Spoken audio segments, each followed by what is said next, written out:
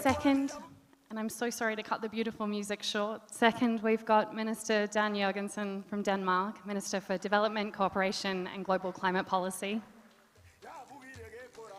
Third, we've got Mimi Alamehu, 3 Cans Group Senior Advisor, former OPIC and former Black Rhino. Please join us.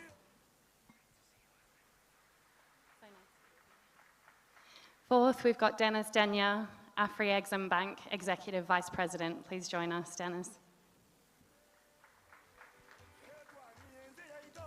And finally, we've got Rode Brouwer, the CEO of TCX, the currency exchange. Please join us. And as our speakers are making their way to the stage, I just wanted to remind you of one thing which Alain actually said a couple of weeks ago, and I was fortunate enough to hear him, but he didn't say it today, so I thought I would share it. Alain said, "We have an opportunity cost of delayed action." That's brilliant framing for the 2 panels that we have here today. The first, which is going to focus on de-risking instruments, tackling some of those cost of capital challenges, which President Ruto mentioned earlier, and figuring out the blended finance solutions to unlock capital for climate. And the second of which will talk about the policy and enabling environment to unlock that investment, as Alain said, both domestic and international. But if we think about the opportunity cost of delayed action, then I'm not going to lie to this room, we have delayed. We are not winning. Africa alone needs $250 billion a year to address climate goals in the next decade. Only about 12% of that is flowing. And of that 12%, less than 15% comes from the private sector. And that is compared to over 70% in developed economies. That's not right, and that can't stand. But we also know that countries lose between 5 and 15% of GDP. 5 and 15% of GDP due to the impacts of climate and their negative impacts on communities. So it sounds like we should be depressed. I don't want to depress you, and in fact, the fortunate thing about this incredibly inspiring panel is that we can shift into an opportunity mode and hold that challenge of not having an opportunity cost of delayed action, but of moving faster. We are in this beautiful continent with 60% of the world's solar resources, 70% of the world's cobalt, the highest proportion of young people under 30 in the world, 5% of global lithium resources, and enough green hydrogen potential to produce 50 million tons a year and unlock $1 trillion of investment. Africa, as we know, has forests that remove more carbon than the Amazon, lands and oceans that produce food for the world. And with the majority of the talent in this room and on this panel, I'm certain we can shift to an opportunity framing. I'm certain that we can talk about the potential, share some reflections. I know that you have been involved in the global stocktake, and it would be wonderful to hear what are people saying, what are they asking for when we look at where we're at and where we need to go and how we finance it. Good morning to everybody, and allow me to congratulate our hosts for the warm reception we have received and for finally bringing about Africa's first climate summit.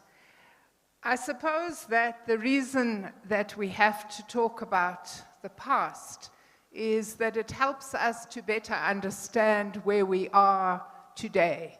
And as you've correctly pointed out, action with regard to climate finance has been delayed. We're still waiting for the 100 billion. We have had a commitment for the doubling of adaptation finance, but as yet, I'm sometimes tempted to say doubling nothing is still nothing. So what's the problem on the table? The problem on the table is we have this enormous opportunity, but the African continent is unable to realize the opportunity, because the major form of finance we need is in the adaptation area, and it's specifically in the area of infrastructure.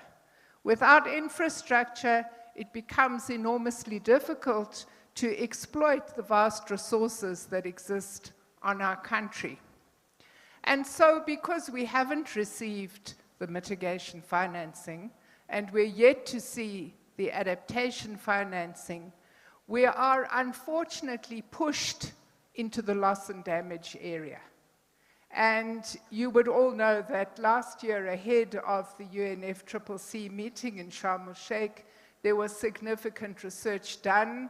That particular piece of research, which is known as the Stern-Songwe High-Level Expert Panel Report, indicated that by 2030, we could be looking at something like 300 billion in loss and damage. So how do we move from there? Well, of course, the first issue is that we need to see significant and new grant financing, because it's only through this grant financing that we will begin to unlock private financing that could exist for investment. Why is that? Well, first of all, you've already heard that most of African countries, including ourselves, are no longer at investment grade.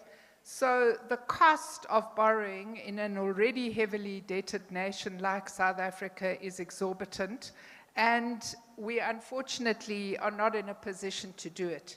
So what it means is that we need a new suite of financial instruments, instruments that would first of all allow us to deal with debt, the debt burden in our societies, and secondly, instruments that would allow us to start to scale up the investments that you've talked about. What's the problem there? The fundamental problem is who is going to finance the first loss. If we're going to start to invest in technologies that as yet have not been realized, like green hydrogen, where is the financing for first loss going to come from? We do have, as we heard from President Ruto, enormous potential in terms of our carbon sinks, but natural capital accounting is still a new science, and payment for ecosystem services is still something that is not globally accepted as a revenue source. So these are possible new areas of finance, and I suppose today what we've got to discuss is whether we have the appetite for the reform of the MDBs, whether we have the appetite to address the real indebted situation that Africa is in, and how through really addressing that situation we can start to attend to the important opportunities that exist. Thank you very much. Minister, thank you so much, and for your leadership constantly of calling out fit-for-purpose climate finance, especially around the debt agenda. Just before I move to Minister Jørgensen, are you hopeful that there is that ambition for reform? Well, we all live in hope. It's what keeps us going, isn't it? Minister Jørgensen, are you hopeful? You obviously have a huge responsibility sitting here as the donor voice, and an interesting lesson from Denmark about transition. Are you hopeful? I am hopeful, but I'm primarily hopeful because I've decided to be so. Because if we look at the actual numbers and we look at the speed of which things are moving forward, unfortunately there's a lot of things that needs to be improved, and it's going too slow. So why am I choosing to be hopeful? Well, I think if decision makers don't choose to be hopeful and don't choose to have visions, then there's no way of us reaching these targets. I like to use the example also that if we look at the civil rights movement in the United States of America, Martin Luther King, he did not start a revolution by giving a speech called "I have a nightmare," right? Similarly, we need to focus on the positive aspects. Now, Having said that, I will start with a somewhat bleak analysis. Looking at what's been possible to mobilize and finance the last decade, we are so far from where we need to be. Going back to 2009 at COP15 in Copenhagen, my own country, it was decided that from 2020 to 2025, we needed to mobilize 100 billion a year in climate financing. Now, hopefully we will reach that target this year, but that's 3 years too late. And fact of the matter is that even if we manage that, we're talking 100 billion. And we know for a fact that we need trillions. For Africa alone, we need probably around 250 billion a year. So we need to do something fundamentally different. Most obvious point that Barbara also made was that we need more public grants from developed countries. I mean, the United Nations recommends 0.7% in development aid every year. And my own country, Denmark, has been allocating that for more than 40 years now, so we would definitely also urge other countries to follow that. But we also need to look at how that money is then spent. And I think there's big potential for spending the money wiser. First of all, we need to recognize that development, fight against poverty, fight against hunger, fight for education, fight for economic growth, all of these things are today interlinked with the climate agenda. So this means that we also need to align our spending of development aid with this. So that's my first point. My second point here is public money and public grants are also very well used as a de-risker of investment. So as the President alluded to earlier in his excellent speech, it is actually a paradox that there's a lot of money out there, billions and billions from institutional investors wanting to be invested in green purposes. So why doesn't it happen? Well, one of the reasons is that the risks are often too big. So maybe if we spend our public money de-risking the investments of the private sector, that can open up for a big influx of needed capital. I do have some good news for you today, if that's okay, because we have just in Denmark put forward the government our proposal for next year's fiscal law, so our budget for the next year. And in that we have put forward a suggestion, a proposal to double our funding of the Global Green Climate Fund. We think that that's an extremely important fund. Thank you. The GCF is doing a great job, both with regards to adaptation and mitigation, and we would urge others to follow that example. Thank you so much. Thank you, Minister, and congratulations. Fome que jipa, mimi nani. Now it's time to get mitigation, and we would urge others to follow that example. Thank you so much.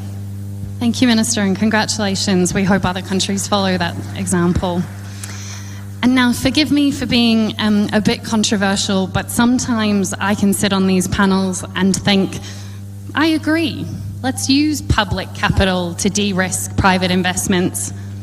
And then I look at the numbers, and we've run them, and I see that less than $1 of private capital is mobilized for every public dollar of MDB climate finance. Less than 1 to 1. I look at people like Razan in the audience from the Open Society Foundations, and I see her skeptically looking at me, saying, ask the panel what it means. Tell me what instruments actually do this. And so Mimi has the challenge here of giving us some answers. I know you've got some examples of where this public capital can actually work to de-risk. And Mimi, over to you. Sure, thank you. Catherine. It's great to be here with everyone. And I'm so glad that Alain from Africa 50 kind of set the stage appropriately about blended instruments. But maybe, to give an example from sort of my development finance institution days, when I was at OPIC, which is now called the U.S. Development Finance Institution, we had a lot of sort of pressure to do more for climate, particularly in clean energy in developing countries. But the toolkit of the institution just didn't allow it to invest in early stage, which is often the most catalytic, the most important. The minister from South Africa mentioned that as well. So we got a $20 million grant facility to do just that. And believe it or not, that $20 million ended up mobilizing about $1 billion in a blended way, because it was sort of the right instrument. 20 million in equity grant facility. Literally, we developed the first utility scale solar in Rwanda, projects in West Africa. It was nimble, it was fast, but that dried up. When that facility dried up, basically, they couldn't do that anymore. And I think what we need to do more is institutionalize that. How do you not just institutionalize it, but how do you embed that in the private sector so that when a new administration or government changes, those things don't end? I think we might just say, I think it's clear that early stage, risk tolerant, nimble, committed capital to develop and build projects at scale is what we really need at this moment. The private sector sort of typically, as a mandate, thinks about sort of maximizing your returns, minimizing your risks, right? And when you think about it more in the context of, Africa, unfortunately, a few of the speakers today have already talked about that. It's quite exaggerated. There are real risks. And when you're thinking about new technologies in climate, in emerging markets, in Africa, it usually limits the private sector's role to participate. So to literally answer your question in a nutshell, I think what's really missing is enough risk-tolerant capital thinking about new technologies in climate, in emerging markets, in Africa. It usually limits the private sector's role to participate. So to literally answer your question in a nutshell, I think what's really missing is enough risk-tolerant capital going to back projects at the very early stage. What you're seeing, I think, in Kenya, Nigeria, in the fintech sector, right, where you have a lot of investors coming in at the early stage, we need that for climate, but at a much, much more accelerated levels. Where, if I could be simple, if a total project cost is $100, is that really initial $5? Undone. Is there a way to institutionalize that leadership, like Mimi said? Well, there's a lot of things we can do internationally to also improve the structures. For instance, the multinational development banks, especially the World Bank, they are in the middle of a reform process now, and a new president, and I think there's definitely some potential there. Also, some countries, my own included, but also Sweden and others, have developed national measures where we use our own investment funds, so public investment funds for development policies. We use them as an instrument to de-risk and thereby mobilize private financing. So this also then means that governments need to be able to take the risks and also be able to argue to their publics, the taxpayers that at the end of the day pay for this, that sometimes we lose money, because that's the whole idea. Sometimes we will spend public money that, because it's a risky project, they will be lost. But bottom line will be that at the end of the day, we will have mobilized many, many times more than we could have done if we had not chosen these models. Thank you. And Mimi, you've also given us unless you wanted to have another bite of that.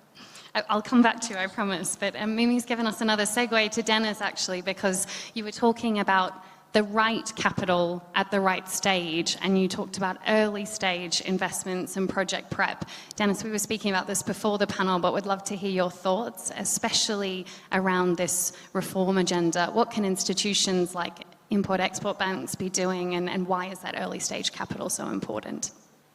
No, thank you very much for having me. As a development financial institution, Afreximbank looked at ourselves and say, are we really fit for purpose in terms of attracting the capital that will be required for this transitional financing? Most of you remember that African Export-Import Bank is owned by African government. And in 2009, we began being rated by international rating agencies.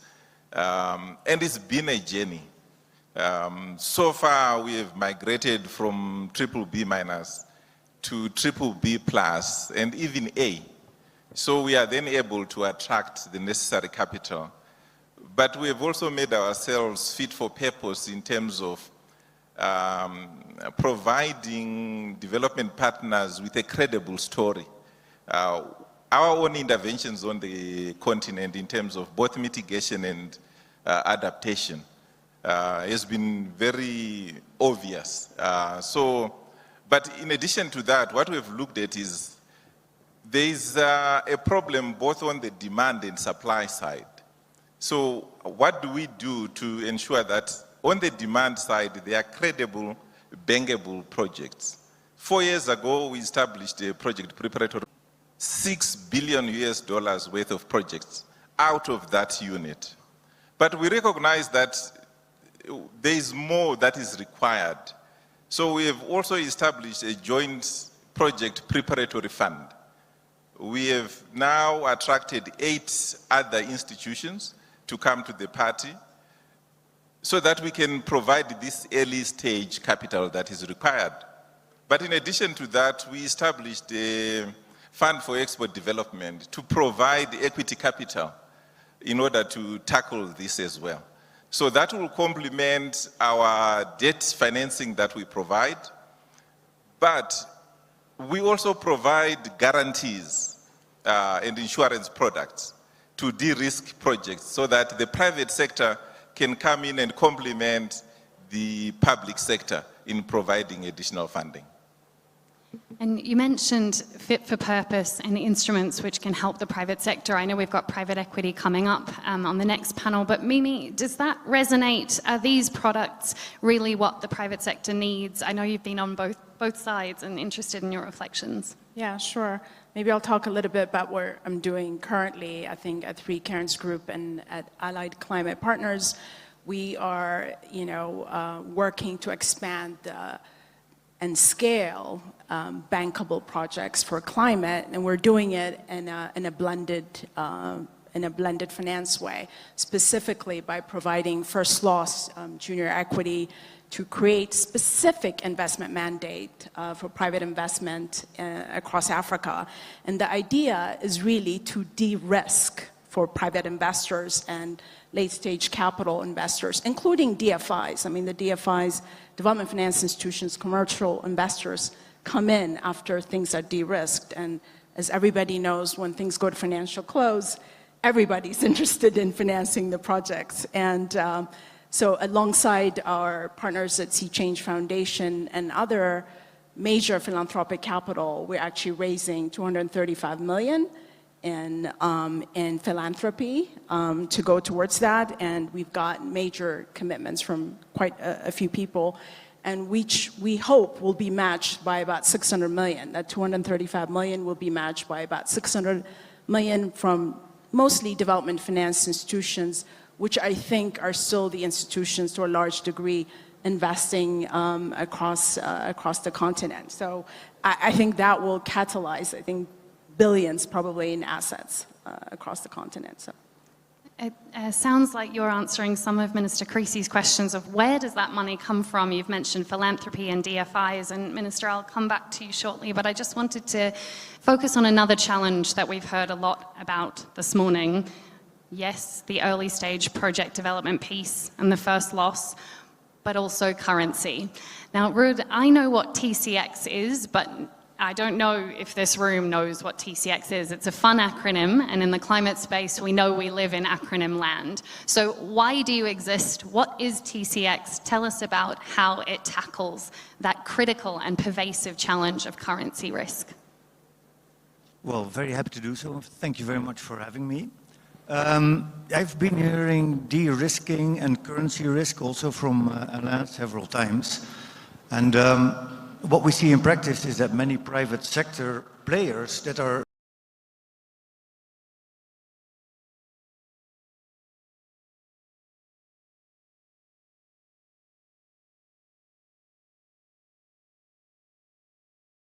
risk, and the currency risk makes many projects unbankable. So their key way to de-risk or to manage currency risk is simply not to invest. That's a way of risk management. You don't take the risk.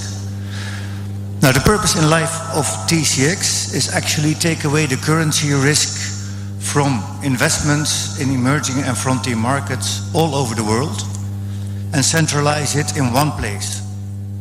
So today we run the risk on Vietnamese dong, Honduras lempira, Kenya shilling, Sierra Leone leones. And by having in Kenya only and run the risk on the Kenya shilling only, you have a high concentration on a single currency. And why that is so crucial if we look at climate finance as scale is actually pretty straightforward. Look at what has been happening with the shilling only in the last 6 months. So Kenya lost 15%, the shilling, of its value against the US dollar. Now, this was not mismanagement. This was the combination of the effects from COVID, a war in the Ukraine, increasing food prices, but Kenya was doing exactly what it's supposed to do and was not unique.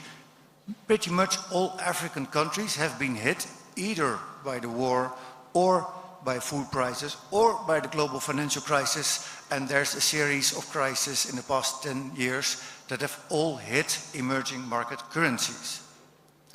Now, going back to the example of Kenya, so this 6-month depreciation of 15% in the government debt book led to an increase in shilling of an amount equal to the health and education budget. In 6 months' time, the open exposure in the debt of Kenya, combined with the 15% depreciation, made the debt go up with more than the average of the health and education budget.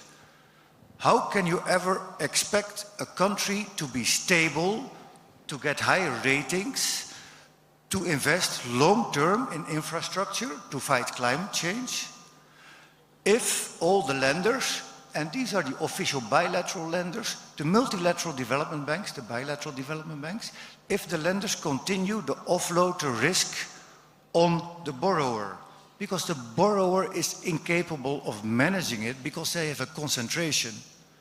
The lender, however, especially if you look at the World Bank, they have a global diversified portfolio and are in a much better position to take on that risk. Now, in return,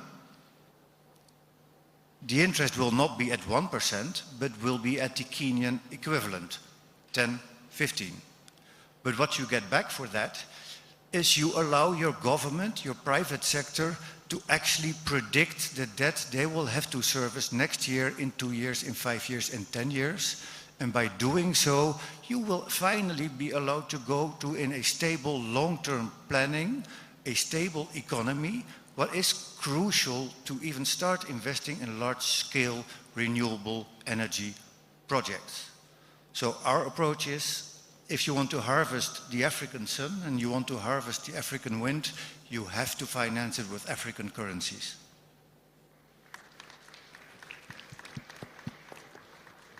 Please, Dennis, yeah. Yeah, I think it is important that we use our own resources for our own development. So it is important that Africa uses its currencies in terms of trading amongst themselves. So what we have done at Afreximbank is to develop a payments and settlement system that enables African countries to use their own currencies when they trade amongst themselves. So you are not exposed to this foreign currency risk. But more importantly, our capital markets are not well developed. So it's very difficult to raise long-term capital on the market. So financial institutions, multilateral development institutions must play a role in developing African capital markets so you can raise long-term funding from the local markets and finance the development that you are looking for using local currencies. Brilliant. And I know I'm being signaled to wrap this amazing panel up. And what I'll do is actually give everybody their last word, their call to action for the people in this room and who aren't in this room. How do we unlock that capital? Deepening local capital markets obviously being key. But Ruud, I'll start with you and I'll move down the end. So Ruud, your one call to action. Okay, let me first share our experience because we're trying to generate more private investments. So what we've seen in practice, so all the risk that we have in our books on the most frontier currencies, including, for example, the Sierra Leone, there are private investors out there, US-based European pension funds that are most willing to invest in the currency risk. They do not yet dare to go onshore and face the legal risks, the political risks, etc. What we've always also have seen is parties that start with the currency risk and then it's a bit like they're afraid of the temperature of the African water. They put in a first toe and take the currency risk, and then they realize, hey, it's not that cold. So the risks are not as high as perceived. And then they're willing to take a bath in all the investments that Africa has to offer. So my call to action is to every borrower in this room, when you are discussing with a financier, check with him, what is your local currency alternative? Don't give me the currency risk if I cannot manage it. What is the alternative you can offer me in Kenya, Uganda, Tanzania shilling, in Sierra Leone leones, in Rwandese franc? All of them can be serviced. Thank you. Dennis, your call to action. Yes, in order to reduce the cost of funding, we need more concessional financing, more grants. But it is important that institutions such as Afreximbank also put their money there. That's why at Afreximbank we have created a fund. We've also created a 500 million concessional finance window, which our shareholders approved at the last annual general meeting.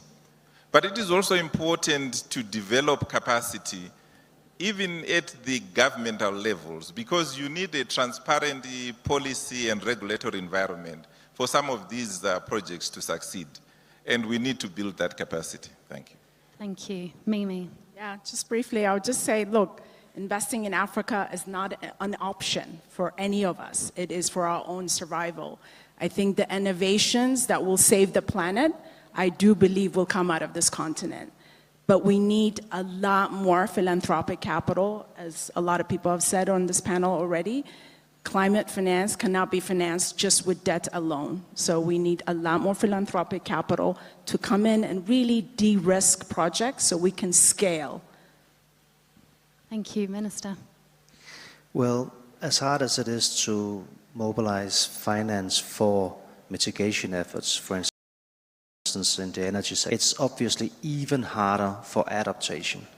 So I guess my main ask would be that decision makers start to focus more on the adaptation side also, especially when it comes to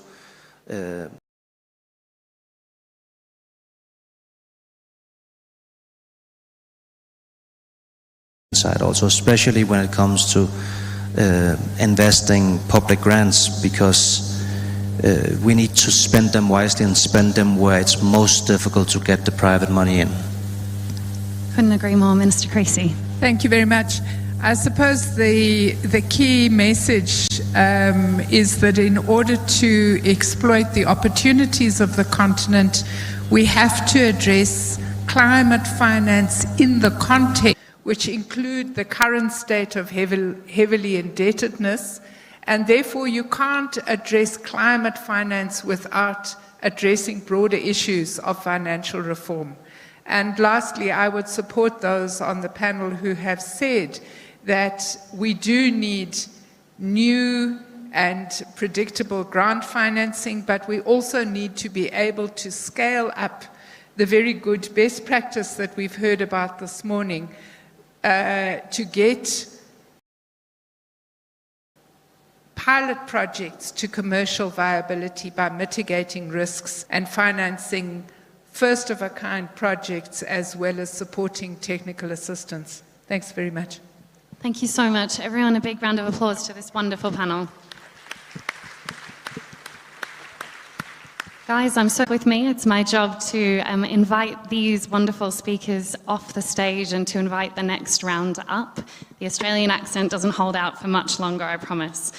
But it is with great thanks to that panel and with real pleasure to invite the next speakers, the Honourable Dr. Mohamed Amin Adam, Minister of State at the Ministry of Finance in Ghana, to the stage.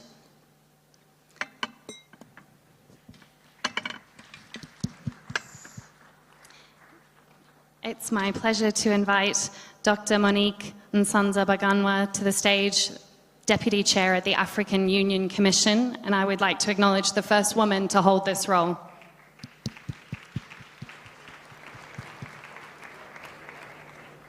It's my pleasure to invite Jennifer Morgan from Germany, Climate Envoy and State Secretary.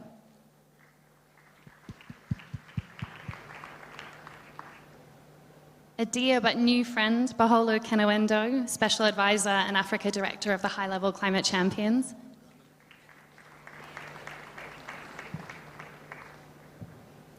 And finally, Tavraj Banga, Partner and Co-Head of Climate Investments at Helios.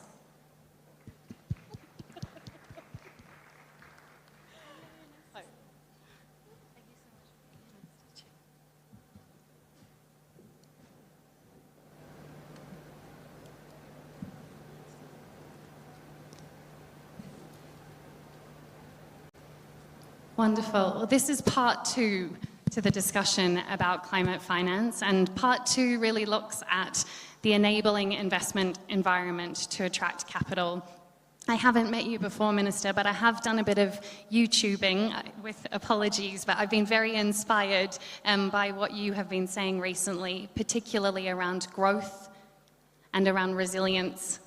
And it's my pleasure to invite you to kick off this panel with some examples of what your country is doing to strengthen the enabling investment environment. Thank you so much for being here. The subject of climate financing is very critical for Africa, particularly in relation to adaptation financing. Africa is affected mostly and negatively by climate change. And according to the IPCC, the temperature rise, going into the future will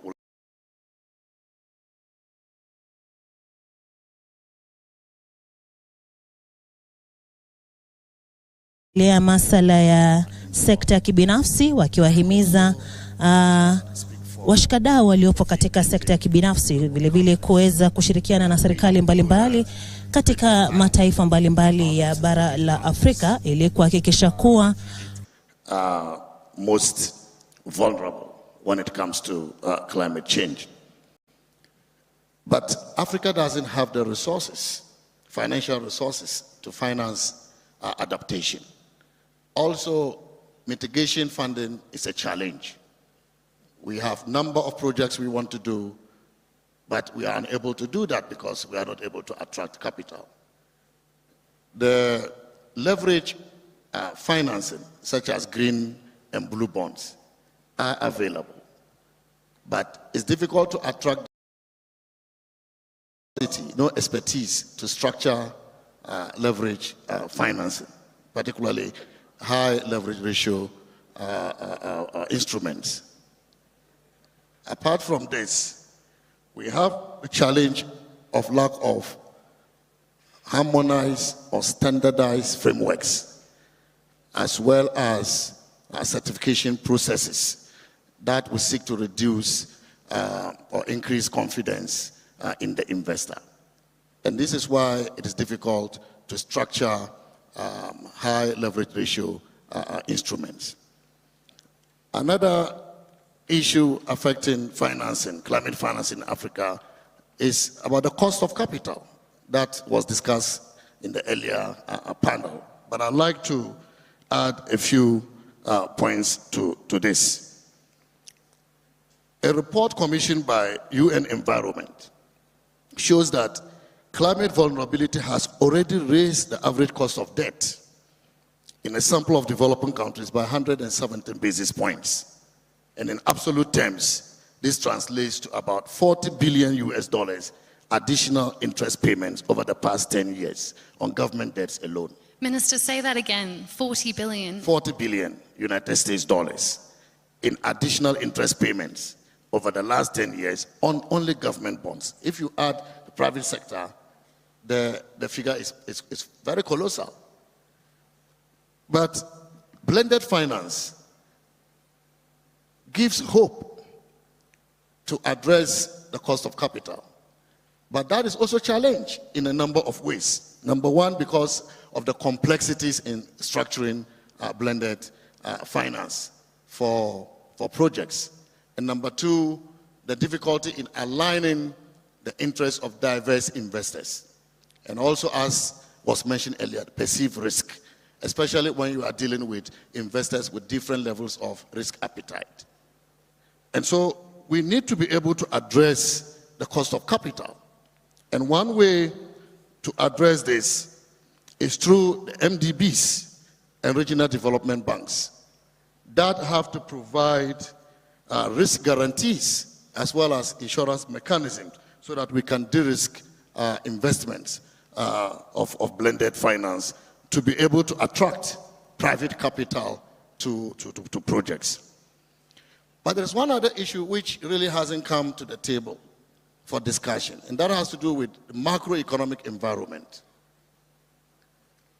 Because of high inflation in developed countries and the agency to address inflation in those countries, they have resorted to monetary tightening through increasing interest rates, and that has led to capital reversals for African countries and for developing countries, making our economies worse, and thereby also increasing the cost of doing business.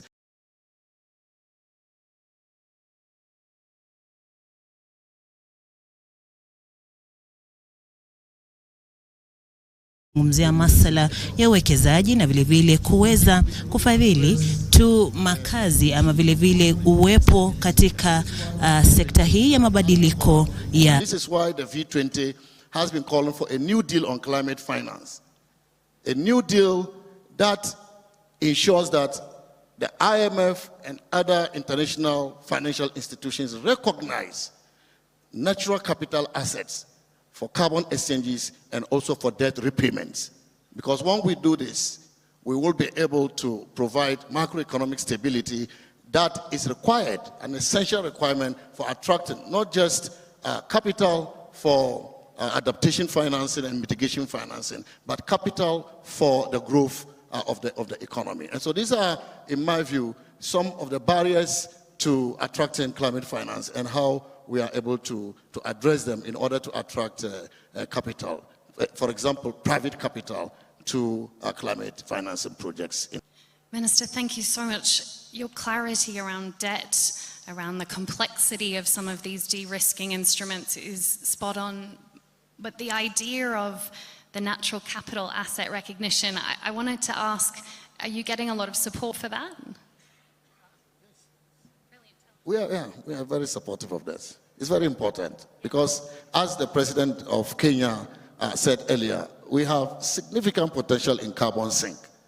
But natural capital accounting is very low and is also not recognized by international financial architecture for debt repayment and also for de-risking our capital for climate projects. And so we are very supportive of the need for the world to recognize and also for de-risking our capital for climate projects. And so we are very supportive of the need for the world to recognize the natural capital which we have so much in assets in order for us to use that in debt repayment and also to reduce the cost of capital in our continent.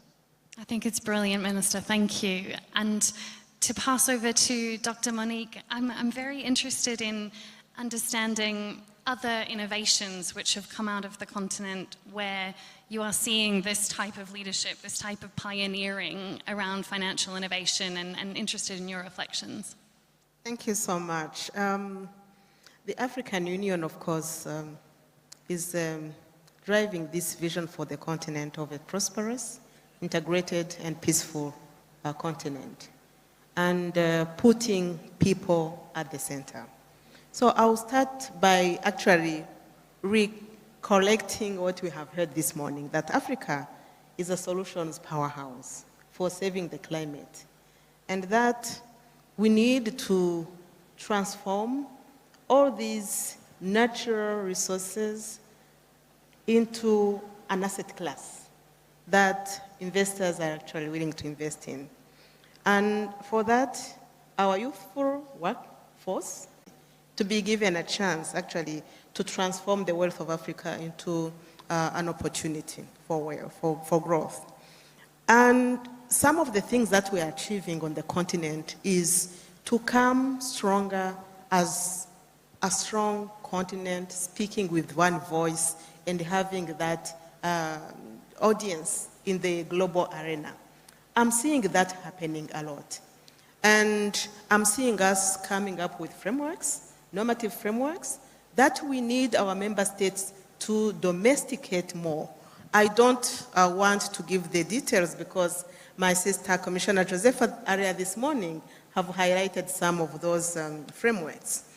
But we need to continue really speaking with one voice, especially when it comes to making sure climate finance work for us. The African Union has organized itself into 3 commissioners when it comes to, into commissions when it comes to climate issues. We have the Congo Basin Commission, we have a commission for island states, and we have a commission for the Sahel. We are seeing more and more cohesion getting on board within those commissions. And this is something that we needed to encourage because, sincerely, no single country will make it alone.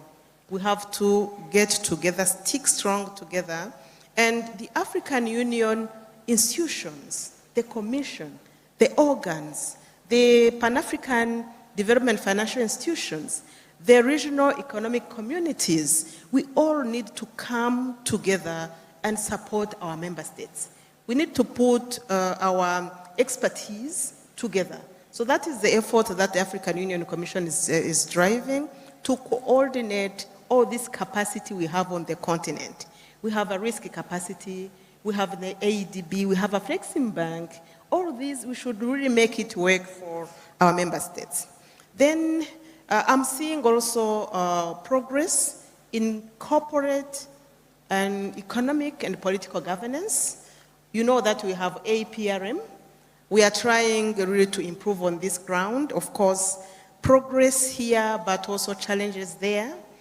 This is something that we need to enhance so that we have transparency and accountability prevail. I'm seeing also African Union and its institutions getting stronger and stronger. And this is a call from me to our partners to trust us more. And also a call to our member states to empower us more so that we can support this one Africa's position. Because as I said, no one country is able to make it alone. So it's through empowering these structures that our member states have put in place. They are contributing into those structures. So we need this to be pursued even more. Last but not least, I'm seeing really taking ownership to invest in infrastructure. This is one area we still have a long way to go. But again, we have a strong architecture for that. We have PIDA, we have other instruments. My sister Commissioner Amanish is there. She's driving that for the continent. But we need really to keep doing more of that so that we can unlock potential on our continent. Maybe I stop here. I may come back when you call me. Thank you. Brilliant, thank you. And the point of cohesion is very inspiring to be here today. You asked for trust and support from partners, and I wonder that's a very nice segue to go to you, Jennifer, because of course we know that Germany has looked to align its international financial flows with a Paris climate agenda. And so I wanted to get your reflections on this conversation. Yeah, it's very, very important that we value partnerships and partnerships that are mutually respectful. We have Agenda 2063, which is anchoring all that we are doing on the continent. And we don't need to reinvent the wheel. And it's from this agenda that other frameworks that are sectoral in nature are deriving and actually declining in more details what is meant by that. We are now evaluating the 10 years of what we have achieved within that agenda. We are coming up with the next 10 years plan, which is going to be having also a costing framework. We are reviewing into our flagship projects, of which projects like Inga Dam and others in this area are prominent. So we want all the considerations to be aligned to that.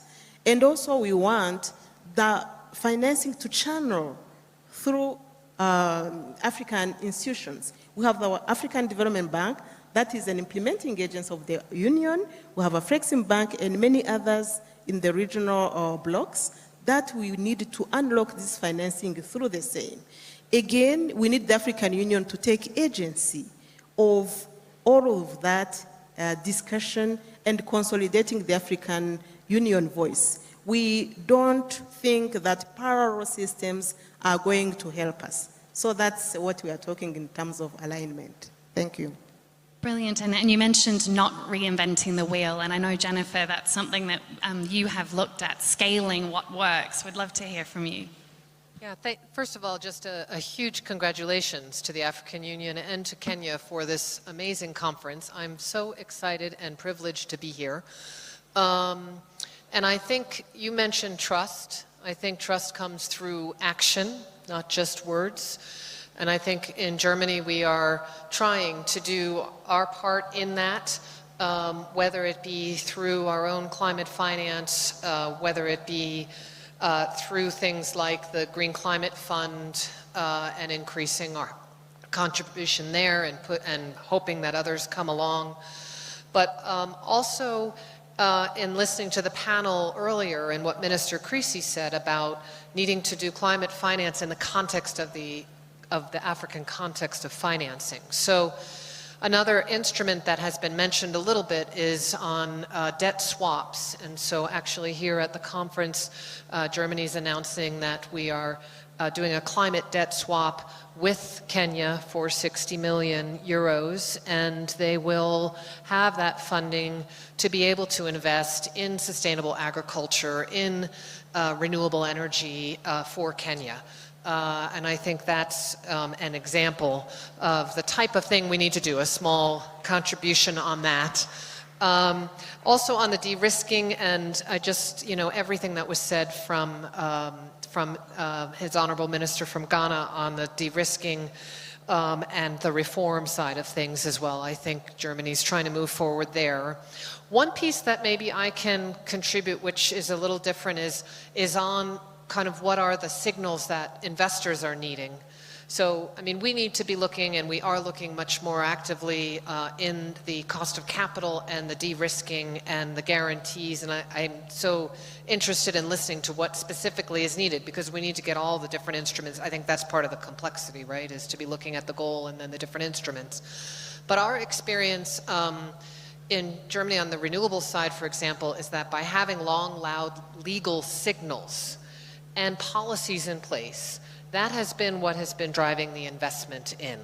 So I think what President Ruto put forward in his speech this morning, but other countries that have put those in place and are putting those in place, I think that will also assist along with these financial instruments, because that will then give the private sector the confidence that they can stay. So those are some of the areas that we're working on, and I have to depart quickly. Look for an exciting announcement from President Ruto briefly, so I'm going to go listen in on that. Thank you so much, though.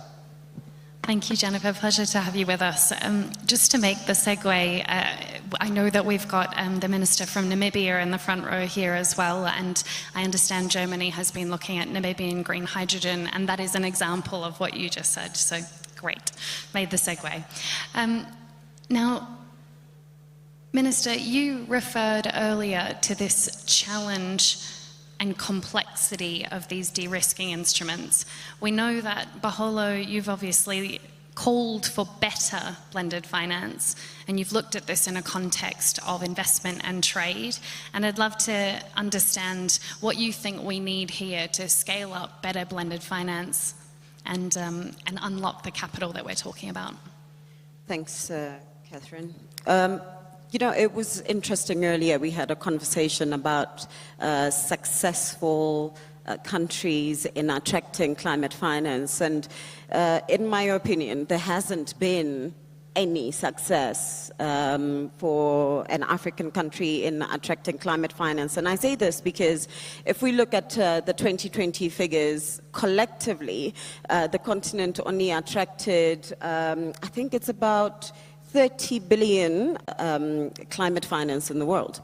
And that's only 11 or 12% of what the continent needs in order to adequately invest in NDCs or any other climate finance projects in the continent. So if we're looking at the gap that exists in finance, we cannot rightfully say that there has been a success in attracting climate finance in the continent. But that said, going back to your question of, you know, what needs to be done and how can we ensure that we are attracting finance, there is another controversial statement that says it doesn't matter what we do. Finance will flow where it feels most at home, this conversation, I found it quite controversial in London, where a financier said, we do not know anyone in Africa, so we're not going to invest in it. And this takes us back to decades long of work we've done in investment attraction, along the lines of the World Investment Report or along the lines of the Doing Business Report. We're doing all of the enabling environment reforms, and many African countries have come up with these and still is trailing in relation to investment attraction to Southeast Asia versus maybe even Latin America in some cases. And when we go back to it, investors say it's an issue of risk. Right? So in thinking about how do we reduce risk, the previous panel spoke to this. And in addition to that, I wanted to say perhaps for member states, central governments, private investors, public investors to work towards consolidating a credit risk-sharing mechanism and sharing the data that exists. We know what Afrexim is doing. We know AFC is here. They are thriving. They are somehow managing to reduce the risk that is associated with investing in the continent, and therefore could share that data and information with international financiers so they are more comfortable with investing in the continent. We have triple rated AAA rated institutions, to Madam DCP's point, that should be used to channel investment into the continent. So I don't think just going back to the issue of let's create an enabling environment, as we've been doing for decades, and yet we haven't received the right investment attraction, is the only way to go. But in addition to that, I think specifically for climate finance, we've been looking at NDCs and looking at the enhanced transparency framework, and countries that have made some strides have ensured that the NDCs are closely linked to investment plans, and that the investment plans are very clear, and they are creating space for private sector, and they are making space for, through credit enhancement, for the private sector to feel that there's a reduced political risk, but also reduced project financing risk. So project origination is a very important thing to do. And to that end, I want to plug a project that we've been working on under the leadership of the UNDSG and the COP27 climate champion, Dr. Mahmoud, he's somewhere here. We did the UN Compendium of Climate Projects to prove that there are climate projects in the continent that can enable not only green industries, but can ensure that there's development. So policy needs to show that interconnectedness if we are to attract the right impact climate finance in the continent. I want to come back to this sort of sense of frustration, actually. You've had a request, strengthen enabling environment, include these policies, set these NDCs, commit to transition plans, and you're still saying that people, investors, will not deploy capital because of the perception of risk. Did I hear you correctly? Yes, in some part. I mean, it's a frustration. It's not necessarily to say there's no progress, but we need a complete overhaul of the global financial infrastructure. And this is a conversation that I know is being had quite widely. You know, we need to see different IFIs and MDBs playing their role in creating space and showing that this perceived risk that has been associated with the continent is actually false, because default rates are not as high as they have been put out to be. There is data on this, I just don't happen to have it at the moment, but there is data that points to this. And I certainly think if you look at, say, default rates in Latin America, they're higher than for the continent, and yet the attraction of climate investment in 2020 for the Americas from the private sector sits at 49%, while for the continent is only 14%. Well, it's wonderful that Secretary Kerry could hear that challenge as well around really the over-perception of risk, because I know he's pioneering a number of these blended instruments to tackle that risk. And it is my privilege to invite our private sector voice on this panel to weigh in. How are you looking at the continent? What does this conversation of risk feel like? And are you thinking about opportunities when you look at different countries here?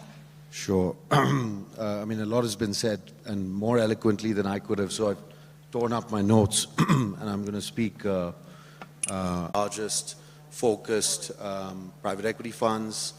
We've been around for 20 years. We've invested $4 billion of equity and raised about $5 billion of debt over that period.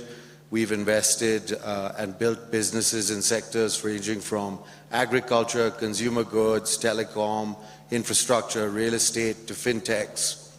Along the journey, we have actually monetized a whole range of international capital through dividend recaps, high financings, refinancings, green bonds, real estate investment trust structures. We've sold to multinationals, we've sold to foreign private equity funds. We've actually listed 3 of our businesses, African businesses, on the FTSE 250. So we've mobilized at the end of the journey, once we've built companies of scale, real international capital at scale. So that's, I think, who we are and what we do. And on the climate front, we've done quite a bit. We've been a big investor in seeds, fertilizers, so a lot on the agricultural front. vertically integrated consumer goods companies. We built Africa's largest commercial and industrial energy business called Starsight, which is now about 400 megawatts of solar and battery power across a range of countries. So we've done a lot of innovative things in climate. That's Helios, and we've delivered returns, risk-adjusted, attractive for our investors, and our investors are a whole range of local and international capital, global, DFIs and commercial. So we've delivered returns and high impact, and by impact, I think in the past we looked at it always as gender, jobs, carbon mitigation, etc., and financial inclusion. As we look forward, and we'll take a step back actually, before I look forward. Take a step back and just look at where the global market is. I mean, we've had, what creates policy change? You need awareness first, then you need planning, and then you need action. And there's a lot of frustration because the awareness comes and goes, the planning comes and goes, and the action is sporadic. And I keep hearing that as we sort of flop from COP to COP. But I think the awareness is going up. If you just think about the fact that in California today, houses are uninsurable. You've just had a massive tragedy in Hawaii. So awareness is, it's no longer Africa is vulnerable, and Africa is really in need of adaptation help and investment. I think this is a serious problem everywhere. And climate change knows no borders. I think that is becoming very apparent to the Americans and to Europeans. So I think that's really important. I saw that, I mean, last 3 days, I was in Singapore on Friday, I was in Doha on Saturday, I was in London yesterday, and I'm back here today. I mean, this is really on the front of everybody's agenda. And Africa, why is Africa important within this context? If climate change is becoming important for everybody, and it's becoming, and really emblazoned for everybody, well, you know, all of the good work that we're doing in Europe and in the US around our decarbonization efforts will frankly be negated if we do not actually decouple Africa's growth from emissions. And Africa today sits pretty much where India and China were 10 or 15 years ago, and their growth has just been, their growth has effect on emissions. If Africa goes in the same direction, it's going to negate all of the other good efforts that we're doing elsewhere in the world. So it's really critical that we face this problem and tackle it. And Africa has a distinct advantage because it is 10 or 15 years behind China. It actually doesn't have the legacy infrastructure and the shackles of that infrastructure to tackle. So it's actually got it's sitting at a really interesting point in the cost/technology curve. So solar and battery powers is cost efficient and cost effective. And it's almost, the analogy I always use, it's like leapfrogging landlines and just going straight to mobile telephoning, which Africa is very familiar with, India is very familiar with. It's the same here. Why build out grid infrastructure, which is expensive, hard to finance? We've talked about guarantees. Why build out infrastructure that is really, really hard when there are actually cost-effective solutions like commercial C&I products, etc., which could have multiple use cases. So I think that's why Africa is so interesting for us from a climate perspective. Then looking forward, what's our strategy as a private investor? Well, we want to deliver attractive risk-adjusted returns with a very high focus on mitigation and adaptation. So actually working with Catherine and her firm, we've come up with a very detailed process by which we measure ourselves. So evaluate an investment on what it's going to deliver vis-a-vis mitigation and adaptation, assess, monitor, report, etc. All the while doing what we usually do on the commercial side, which is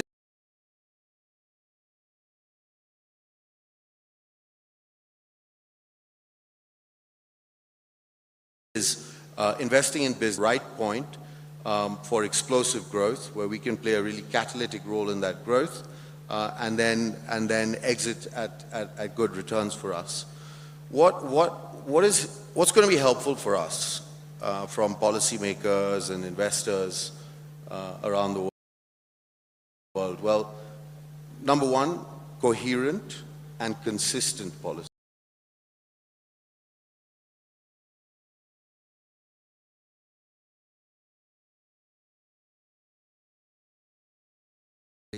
For that to work effectively.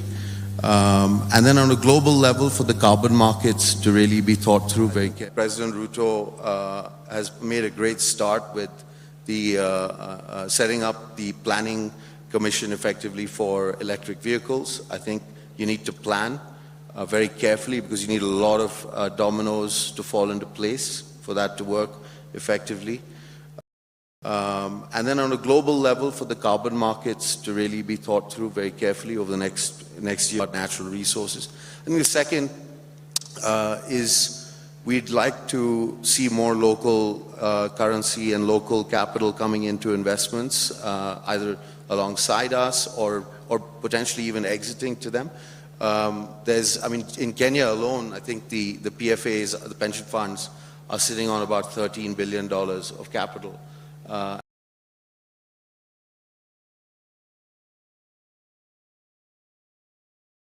And very little of that is actually going into real estate or private equity, or a lot of it is sitting in treasuries. So some sort of policy impact to push that into riskier investments, perhaps with the aid of businesses like InfraCredit, and I know I saw Chinua somewhere in the crowd who runs that business. So I think there's a lot being done, but we can move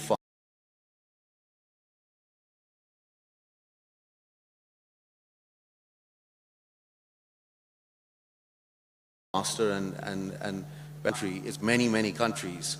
And what you want to be doing when you're looking at exposing yourself to what is an attractive market in the right markets, businesses that have the potentials to scale, is you want the right partner to be alongside you. And that's kind of how our strategy and our approach to climate and on the continent. In the room, you've had Jennifer Morgan from Germany, we had Minister Jørgensen from Denmark. What's your call to action? You've got the final word. Over to you. Well, I want to address the issue of coherent and consistent policies, which we have been told is a requirement to attract investment to climate projects. But that cannot be true for all countries, because a number of countries have embarked on reforms, far-reaching reforms, to attract capital, particularly to renewable energy mitigation financing. Ghana, for example, has a policy on mandatory obligatory purchase for power projects that are produced from renewable sources. There are other countries that have feed-in tariffs just to incentivize the price incentives to attract investment.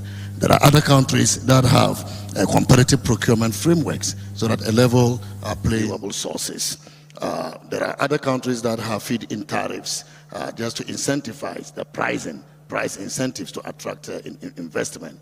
There are other countries that have competitive procurement frameworks so that a level playing field is provided for investors to compete. But in spite of all this, these countries are not attracting the investment. IRENA estimates that $2.2 trillion are moving around the world looking for renewable investment, but only 55 billion came to Africa. And the reason is inconsistent policy. Yet there are so many countries that have consistent policies, coherent policies, but they are still not attracting the investment. The issue raised about having the right partner by you is true.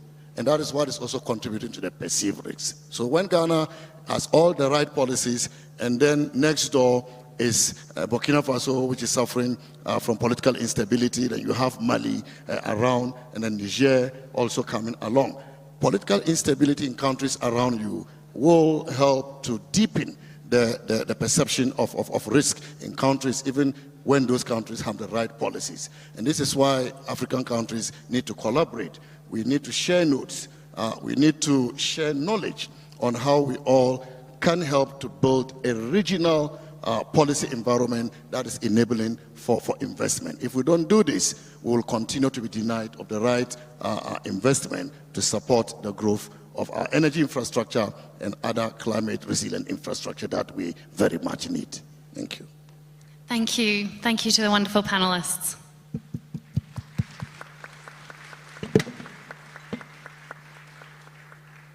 I think we're over time, so we're running off the stage, but thank you again for listening. It's been a wonderful morning. Thank you.